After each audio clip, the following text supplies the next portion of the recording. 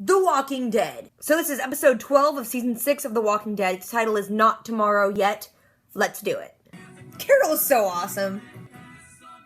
This is like a Carol music video. I never was much of a beat kind of... Shut up and eat the cookies. The rain was very inconsistent when they filmed this, wasn't it? Oh, she gave the dead kid a cookie. Dead kids can't eat cookies. Eat it yourself. We've learned what we've become. All of us, yes, I'm sure. You don't even know who this group is or how many people they have. How are you sure you can beat them? It's how you can do it. Moms are beasts. I'm gonna be the one to say it. He isn't handing her cigarette back to her, and that's not good etiquette. Ooh, he got a crush. This relationship just left field it itself. Where'd this come from? Title of the episode. I'm leaving. Oh, shoot. Why? Why are dingleberries brown? Just the way shit is. When I first met you, I thought you were the last woman on Earth. Oh, that's mean. Eugene, you're awkward. Try one of these, chewy. Oh my gosh. They're hiding her pregnant belly behind a plate. Awkward lesbians are awkward. So say you love each other. They want Gregory's head, right? We'll just find a human head. Carol, where are you getting all your cigarettes from, girl? It is the apocalypse and you put out that cigarette, you had one puff. Wasteful. I'm just gonna ask, who keeps doing that guy's cornrows? I mean, that's a lot of maintenance. Good thing they found a bunch of graying, bearded zombies out there. Don't punch the zombie head! Those guys are mean. I don't want the bag, needle dick. Insulting all the time. You're gonna die, son. Little bitch broke my nose. Dude, they are stealthy. Sorted! Killing people in their sleep is easy. Glenn, don't screw it up. Glenn, you're gonna screw it up, aren't you? Those people, like, sleep through their door opening. I don't even sleep through my door opening. Glenn, you did it! Good for you. Dreadlock, dude, you're gonna screw it up, aren't you? And that's a big guy. Glenn's like, go away, Daddy'll do it.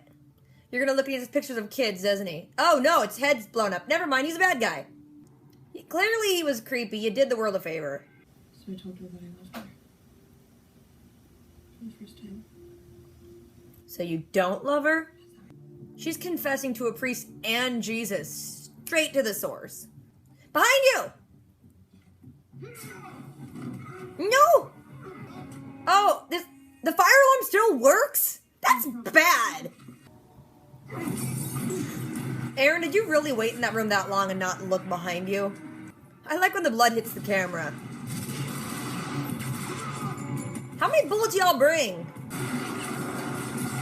Probably should get away from the door because the bullets are going through the door. Don't shoot blindly through a door. So they were stupid enough to just stand behind a door where bullets can go through. You kill any of your friends on accident? You good? That guy's still alive? Shoot him! Thank you, Jesus. I go prepare a place for you. Blood's coming. Oh, preacher man, good job. Protect your own. And ain't none of them got shot? Come on. Tara, you go away for a while because you're very pregnant and it's hard to hide. You're welding wrong. That's way too long. You need to get that shorter. And where's the guard on that? Just wondering which one of them was Negan. Uh-oh. Probably that one. Hey, that's your bike. Lower your gun, prick. You with the cold python. What's going on? Negan a lady? Your weapon.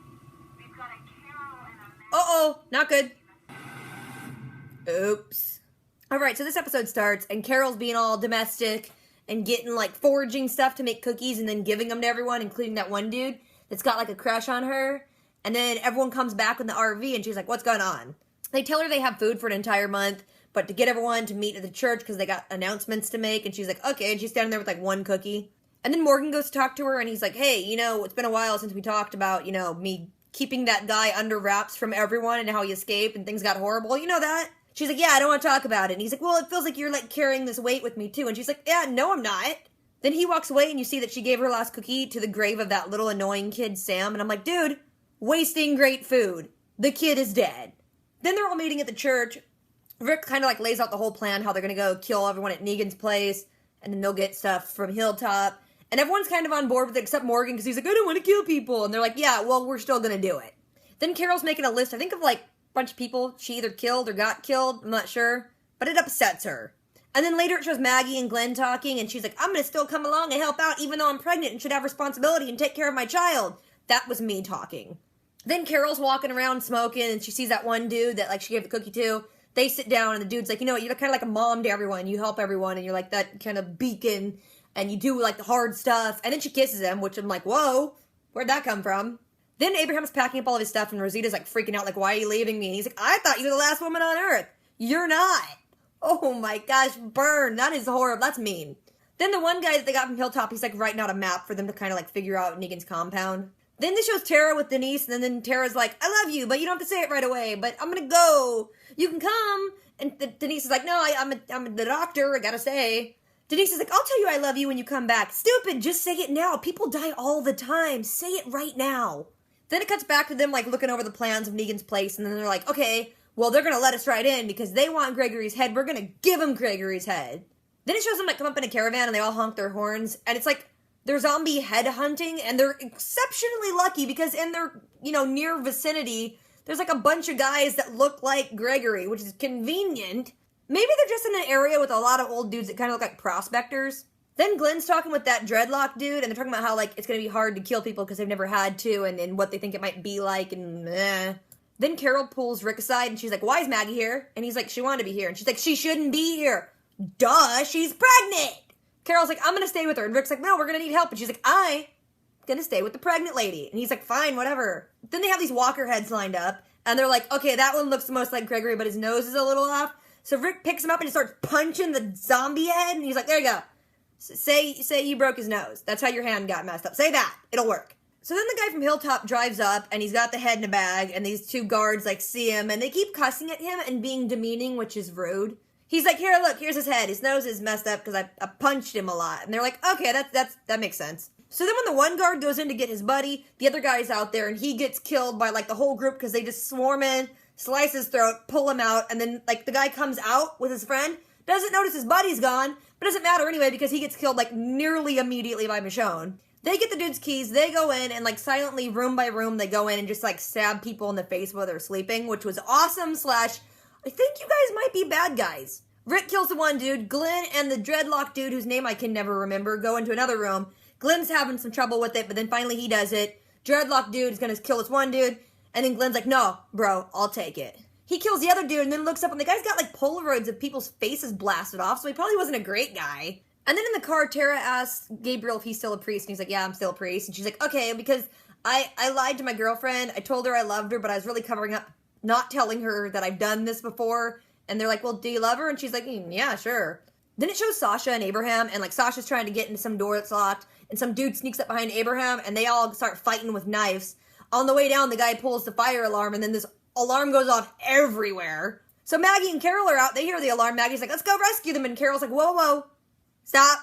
You should be someone else. You shouldn't be doing this because of the pregnancy. So they kind of argue a little bit, then kill a walker, and then stare at each other. And it's like, make up your mind. Do one or the other. Let's not just stand here.